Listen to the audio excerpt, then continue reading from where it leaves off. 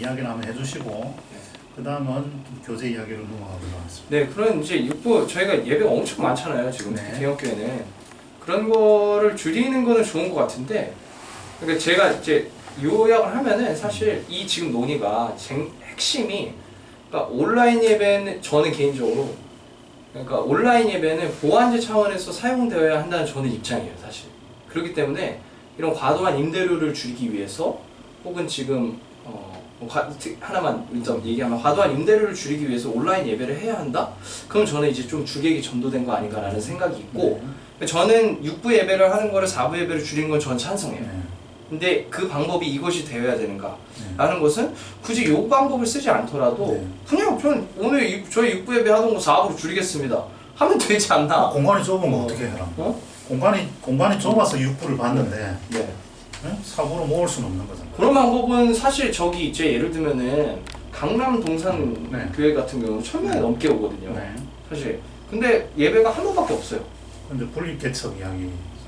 근데 그거는 지금 우리가 논의하는 차원 때문에 분립개척을 얘기하는 건 저는 아니라고 생각을 하고, 공간적인 측면은 사실 그걸 온라인에 그러니까 이런 것을 방법을 얘기하지 않고서라도 윤번제를 좀 활용할 수 있는 부분이 있지 않나 그런 생각이 저는 듭니다, 개인적으로. 자, 그랬을 때 아까 요 앞전에 김상전 변호사가 이야기를 할 때에 이게 공간이 있어야 안정적으로 모임이 이루어질 수 있고 공동체가 돌아가더라 이런 이야기를 했던 이게 이제 연결이 되는 부분인데, 뭐냐면 지금처럼 같은 시간에 같은 공간에서 예배를 드린다고 지금 교제가 제대로 된다고 할 수 있느냐 하는 측면이에요.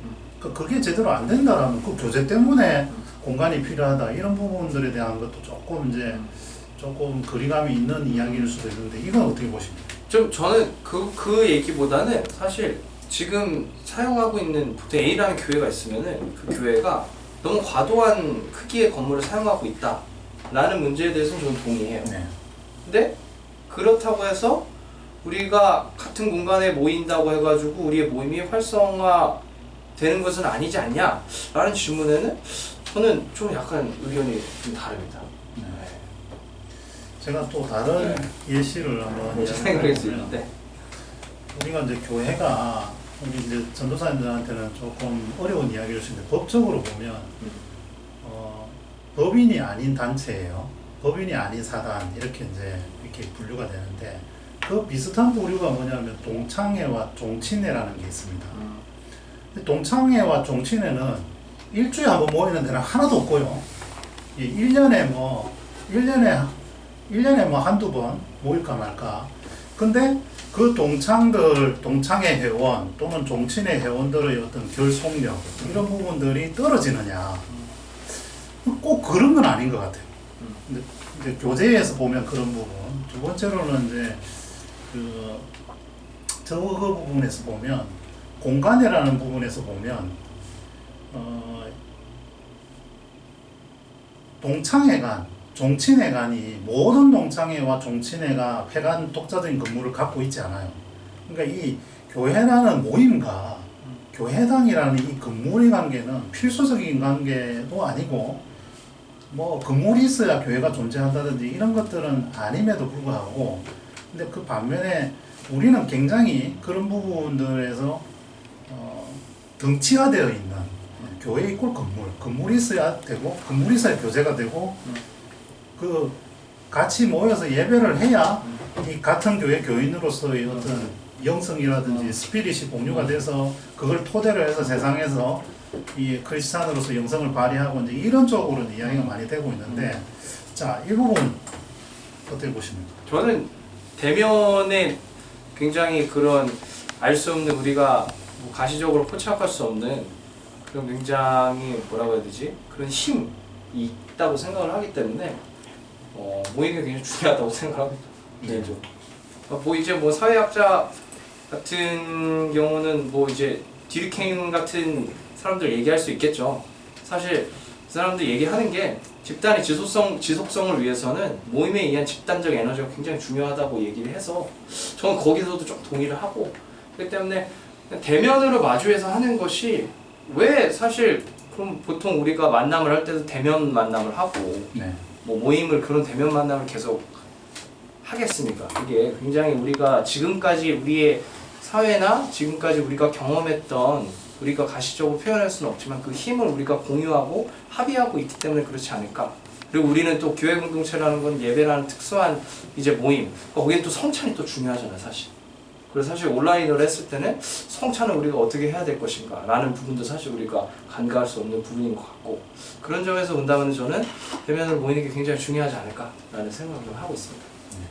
일단 원론적인 부분에 있어서 이제 저도 동의하는 바가 있지만, 그러니까 어떤 계속 이제 연관되어서 연결되어 있는 부분, 이 이슈와 관련해서 연결되어 있는 부분, 어떤 이 온라인 예배를 그럼 가장 적극적으로 수용한다고 했을 때 어떻게 할 수 있을까라는 부분이 있는데요. 저는 이제 가난한 성도에 대해서 이제 통계 자료도 보면은 가난한 성도들이 오히려 더 어떤 교회를 뭔가 어떤 그 매주 가지 않고 또 어떤 영상 예배가 메인이 되면서 어떤 모이는 것이 마치 이제 보완제로 활용이 되는 것들에 대해서 가난한 성도들은 그래도 더 어떤 호의적인 어떤 그걸 갖고 있다라는 이제 그 설문 결과가 있는 거죠. 그래서 한편으로 그렇게 생각을 해보면 적극적인 어떤 활용 방안을 생각했을 때 아주 본질적으로 우리가 모이는 것을 영상 예배가 대체할 수는 없겠지만, 왜냐면 실제로 만나지 않았는데 만났다고 할 수는 없는 거니까. 그렇지만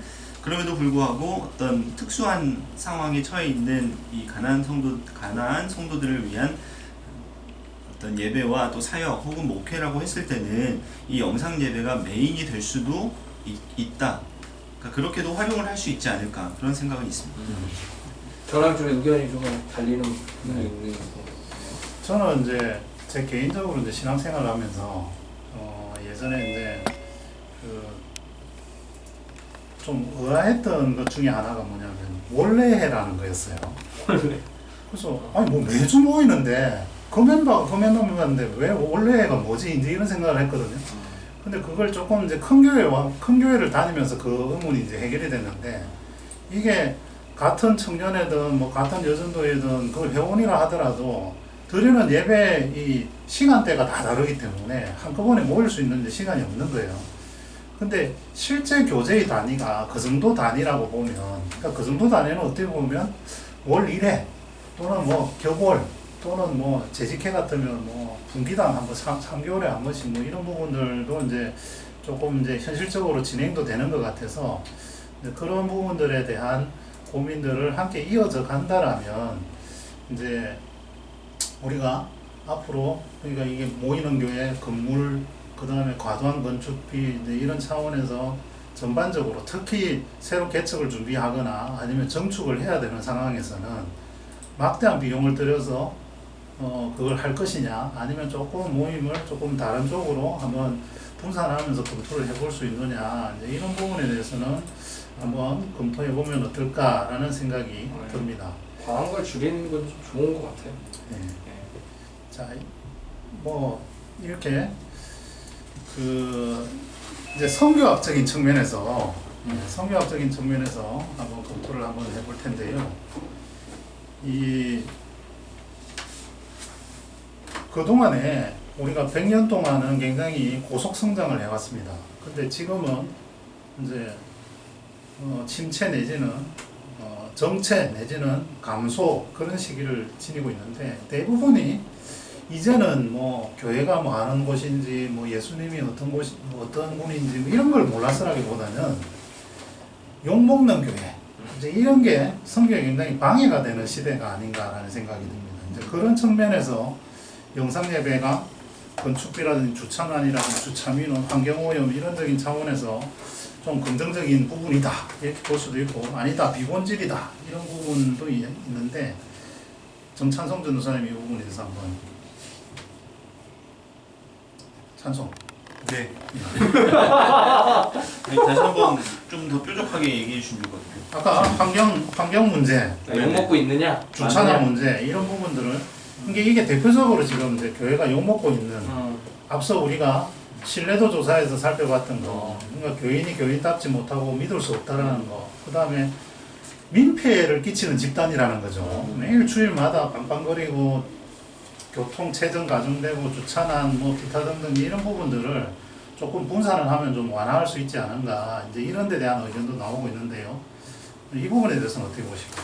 이제 이 부분에 있어서는 이제 저는 말씀을 나누고 싶은 부분이, 그러니까 종래에 저희가 배워왔던, 교회에서 배워왔던 것을 이제 함축한다고 했을 때, 저는 이제 데살로니가 전서 그 5장 16, 18절 항상 기뻐하고 쉬지마고 기도하고 범사에 감사하라고 하는 말씀을 우리가 많이 배우고, 그것이 정말 우리가 살아야 할 삶이라고 누구도 부정하지 않아요. 말씀이니까. 근데 그 본문 말씀에 이를테면 16절에서부터 시작해가지고 항상 기뻐하고 쉬지마고 기도하고 범사에 감사하는데, 사실 그 앞에 있는 15절이 저는 조명이 되어야 한다라고 보는데, 그 앞구절에 항상 선을 따르라 이런 말씀이 있다는 거예요. 그러니까 항상 기뻐하고 쉬지마고 기도하고 범사에 감사라는 얘기만 들었을 때는 굉장히 우리가 성도로 부름받아서 성도로 살아가는 삶이 아주 개인적인, 그냥 신앙은 그냥 개인적인 것에만 더 중요하게 있는 것처럼 보여지고, 또 그렇게 생각할 가능성을